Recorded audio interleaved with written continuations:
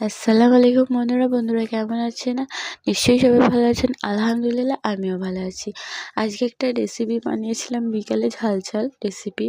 তো তোমাদের সাথে সেটাই আমি শেয়ার করছি। ভালো লাগলে প্লিজ একটা লাইক দিও, আর আমার চ্যানেলটা সাবস্ক্রাইব করতে ভুলবেন না। তো প্রথমে দেখে নিই, চলুন। প্রথমে আমি কিছুটা ধনেপাতা শিলনোড়ায় বেটে নিয়েছি, তারপর কিছুটা কাঁচা লঙ্কা আমি ভালোভাবে পেস্ট করে নিচ্ছি, বেটে নিচ্ছি হাতে। তারপরে দুটো চিকেনের লেগ নিয়ে আমি হালকা হালকা করে ছিঁড়ে নিয়েছি চিকেনগুলোর মধ্যে। তারপরে আমি আদা রসুনের পেস্ট দিয়েছি, তারপর একটুখানি সয়া সস দিয়েছি, আর একটু লেবুর রস দিয়েছি। দিয়ে ভালোভাবে কিছুটা লবণ দিয়ে ভালোভাবে মিক্স করে মাখিয়ে নিচ্ছি চিকেনগুলোকে উল্টে পাল্টে, যাতে মশলাগুলো ভালোভাবে ঢোকে।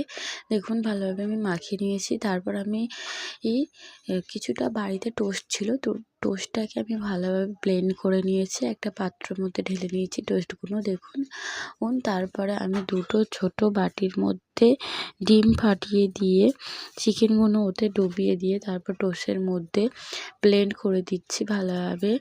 মুঠো মুঠো করে মাখিয়ে নিচ্ছি, ভালোভাবে চেপে চেপে মাখাতে হবে যাতে না খুলে যায়। তারপরে আবার ডিমের মধ্যে আমি ওটাকে আবার একটুখানি উল্টে পাল্টে নিয়ে আবার একটুখানি টোস্টের এতে দিয়ে ভালোভাবে মাখিয়ে নেব।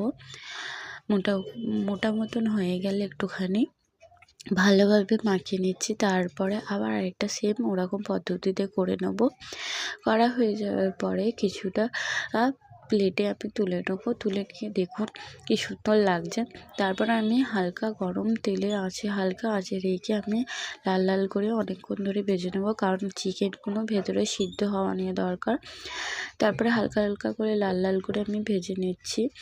দেখুন ভাজা হয়ে গেছে। আমি কিছুটা তেল ঝরিয়ে নিয়ে আমি একটা পাত্রের মধ্যে রেখে দেবো। আমি প্লেটের মধ্যে রেখে কিছুটা সস আর কিছুটা মেয়োনিজ দিয়ে এটা পরিবেশন করলে খুবই সুস্বাদু খেতে হবে, আর খুবই দারুণ খেতে লাগে। এই বিকালে সন্ধ্যের নাস্তা যারা যারা একটু ঝটপট বানাতে চান, তো এই রেসিপিটা প্লিজ একবার বাড়িতে বানিয়ে দেখবেন। ভালো লাগলে প্লিজ আমাকে জানাবেন কমেন্টে। আর এটা আমি আমার হাজব্যান্ডের জন্য বানিয়েছিলাম, আমার শাশুড়ি মাকেও দিয়েছি। ওরা সবাই খেয়ে বলেছিলেন খুব সুন্দর হয়েছে। তো প্রথমবার বানিয়ে দেখেছিলাম, আমি ইউটিউবেই দেখেছিলাম বানানোটা, তো নিজেও বাড়িতে ট্রাই করে দেখলাম। দেখুন চিকেনটা ভেতর দিয়ে খুব ভালো কুক হয়ে গেছে, মশলাটাও খুব সুন্দর কুক হয়েছে।